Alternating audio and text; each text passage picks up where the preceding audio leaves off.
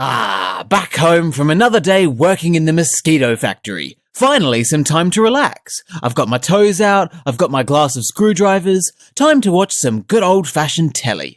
Let's see what's on. Just a shot between the eyes puts the children to sleep. The children to sleep, children to sleep.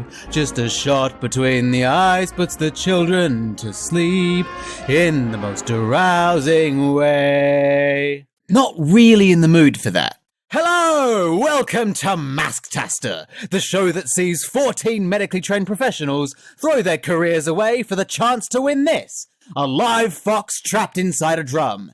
And sat next to me is a man who once told me in confidence that he never donates to charity because he thinks that everyone who is struggling is just pretending and that they're attention-seeking scumbags. It's Slippy Sloppy Fred! This show is not how I remember it.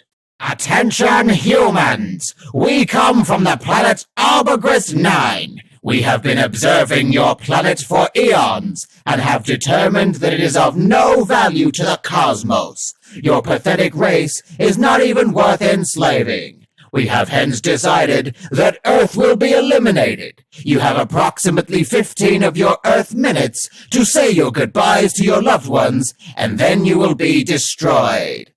Seen it before. It was in Burned Lands where I realized that this game, like the other two, is very repetitive, especially in the combat department. I'm not watching this rubbish.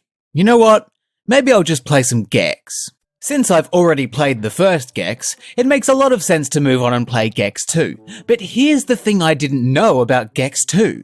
It's actually called Gex Enter the Gecko. It isn't called Gex 2, and it never was. Get that in your head! For those who haven't played or even seen the first Gex, you're missing out. That game was wicked. While at a first glance it may look like your standard 2D platforming adventure, it was actually a pretty unique and interesting game to play. Gex's Gecko abilities allowed him to cling to and climb on any surface, and by swallowing balls, he could temporarily gain new powers. These capabilities set Gex apart from his peers, and allowed for some pretty fun, creative, and sometimes challenging gameplay. In addition to that, its focus on its TV theme led to some pretty wacky and zany level environments and some very memorable presentation. It was a very hard game to fault. I'm not exactly sure how Enter the Gecko plans to follow this up, but I am absolutely certain that it will follow it up. The game begins with Gex going about his usual day-to-day life, watching TV and wasting away in his armchair, when his peace is disturbed by a pair of hideous government goons. Rez has returned and is causing trouble in the media dimension once again. The agents take Gex away to convince him to take down Rez just like he did before. It was a tense negotiation, but after a slap, a fart, a load of cash and a tuxedo, it was back to the media dimension for Gex. And we're off. Now I don't know if you can tell, but Gex looks a little bit different here. It's only a subtle change, but it seems that Gex has gone from 2-dimensional to 3-dimensional. He's grown an entirely new dimension. That's no easy feat. Well done, Gex! This is a lot closer to the Gex I remember experiencing as a kid. No terrifying bears, but we're in the right dimension. I was admittedly a bit disappointed to see this, because the 2D platforming in the original Gex was really good, and it was a bit sad knowing that I wasn't going to be seeing any of that in this game. But you know how it is. Time chugs on like a train, and there's nothing you can do to take it off its rails. You've just got to go with the flow, baby. Seeing as he's transferred to an entirely new dimension, Gex is going to have to adapt his moves in order to get by.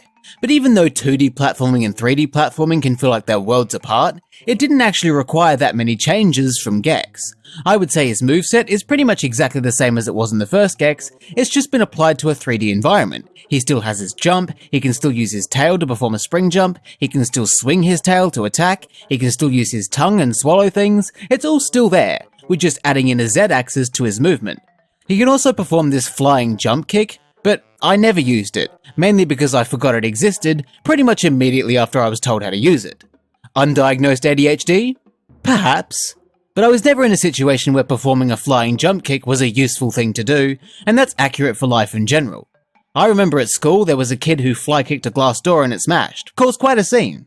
I wonder what he's up to these days. Gex has pretty much remained unchanged, even his library of dated America-centric pop culture references make a comeback. Much to my annoyance. Who is Rush Limbaugh and why do fat guys like him? I don't know, but Gex won't stop talking about it. What has clearly changed though is the levels. We're in 3D now, in case you haven't noticed. There are a few different kinds of 3D platformer. The main ones are linear, like your Crashes and your 3D Sonics, and open, like your Spyros and your 3D Marios. Enter the Gecko has made an odd choice by almost combining the two, in a sense. It takes elements from both. The goal in this game is to go through levels collecting red remotes. Most levels have 3, and they're awarded for completing certain objectives. While some of these are related to destroying a certain number of a particular object, or something of that nature, most of them are simply about reaching the remote at the end of a stretch of linear platforming, and the level structure does reflect that. A lot of the levels in this game are built linearly, and while there will be areas that are a bit more open and spacious, there will still usually be only 1 or 2 ways to progress. They kind of remind me of the levels in Crash to Insanity in that way. They're linear levels that give off the illusion of being open. They're not the most amazing thing I've ever seen, I'd have to give that honour to Mouthwash, but they are pretty well designed levels. They have a good amount of interesting and fun platforming, none of it is especially difficult, but it's challenging enough to the point where it's an engaging game to play. And there are some pretty cool ideas thrown in there. Gex's climbing from the first game returns, but he's only able to use it on specific surfaces, so it's not as versatile this time around, but it still allows levels to flow in unique ways and head in unexpected directions. There are also some other elements that help give levels some individuality. Horror levels have these lights you need to stand in to avoid being killed, circuit levels are often based around using this glowing orb power-up to interact with certain objects, space levels require you to fill up on air using bubbles or air chambers so you don't suffocate. There are some interesting things going on, and dealing with these conditions is often a big part of earning your remotes. Levels even have bonus silver remotes that you can earn from picking up enough collectibles and finding them in their secret hiding spots. With enough silver remotes, you can unlock bonus levels in which the goal is to go around and collect all the collectibles before time runs out. Add the boss fights on top of that, and this game has some stuff going on. It's not a repetitive one-note game, and I appreciate that. The thing about the remotes though, I am confused by how they were handled, specifically the red ones. Having red remotes to reward you for completing a challenge is not something I have a problem with. It's pretty standard in games like this to have a collectible that dictates your progress. But the way Enter the Gecko goes about it is a little strange. When you enter a level, you're prompted to select which of the 3, sometimes 2, sometimes 1, remotes you'd like to attempt. When you collect a remote, you're immediately taken out of the level in the same way you would be when you collect a star in Mario 64, which I fucking hate by the way, it's really annoying, but at least Enter the Gecko doesn't kick you out after a death, so it's not that bad. I am confused by why it does it though. Selecting a remote implies that the challenge you'll be faced with in the level will be different depending on which remote you select. You'd expect that level elements and structure will change based on which of the remotes you choose. But the thing is, that doesn't happen. The level will always be exactly the same regardless of which remote you pick. It doesn't actually change anything about the level, it just shows you where the remote you've selected is. And even if you pick, for example, the first remote, that doesn't mean that the first remote is the only one you can get from that point on. You can pick the first remote, but completely ignore it and go for the second remote, and if you do that successfully, it'll take you out of the level and confirm that you completed that objective and reward you with the second remote, even though you selected the first one. And it's like, what was the point of that? Why bother selecting a remote to start with? It's like if you bought a ticket for a flight to Sydney, arrived at the airport, successfully got through security, but then boarded a flight to Melbourne. Like, what was the point of buying the ticket for Sydney in the first place then? Why would you make me select a remote when my selection has no impact on how the level works? Why would you not, at that point, just drop me in the level and let me get all the remotes in one go? There's no reason I shouldn't be able to do that. That is such a tiny, insignificant thing to bitch about though, isn't it? I think I'm just looking for something to be angry about. The truth is, this game is consistently good. The vast majority of levels are fun and well designed. I don't have a problem with any of the objectives. The boss fights are pretty easy, but I've come to expect that from 3D platformers. Enter the Gecko just gets a lot of things right. That includes presentation. The whole TV theme translates well into 3D. You get to see these wacky environments in 3D, and they're mostly very vibrant and colourful, and surprisingly full of detail. The worst looking level was actually the hub world, simply because it was just a temple hovering over a white void, which was a strange choice. I don't really know what that's got to do with TV at all. Surely the hub world should have been like an actual TV station or something. That seems like the obvious choice to me.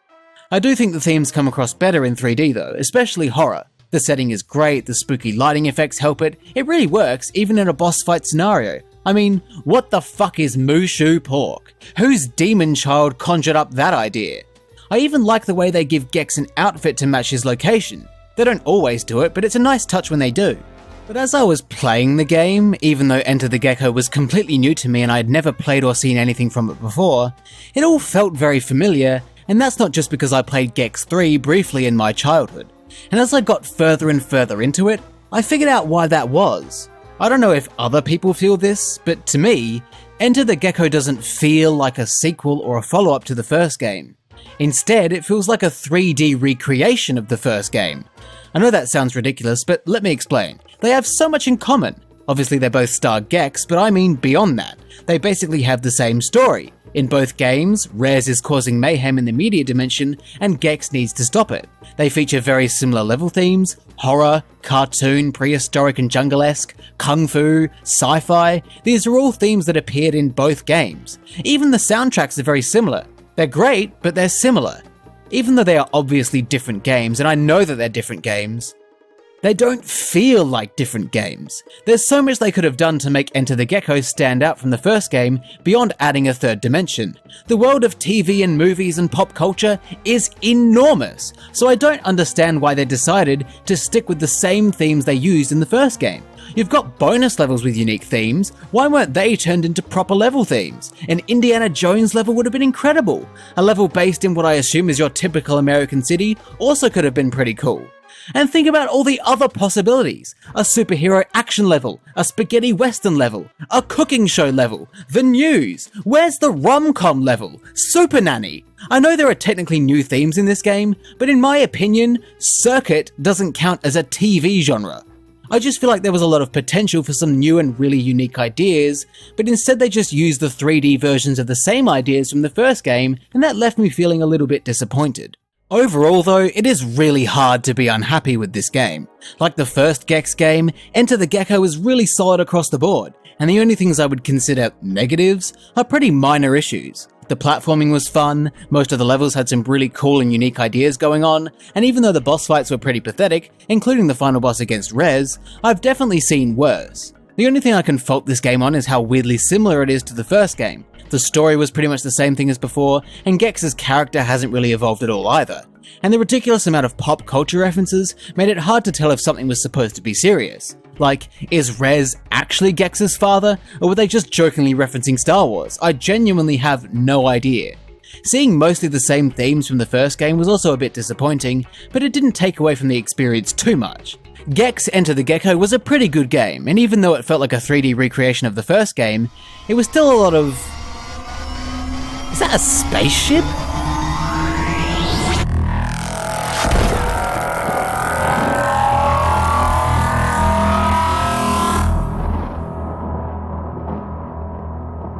So long, Earthlings. Your absence is most welcome.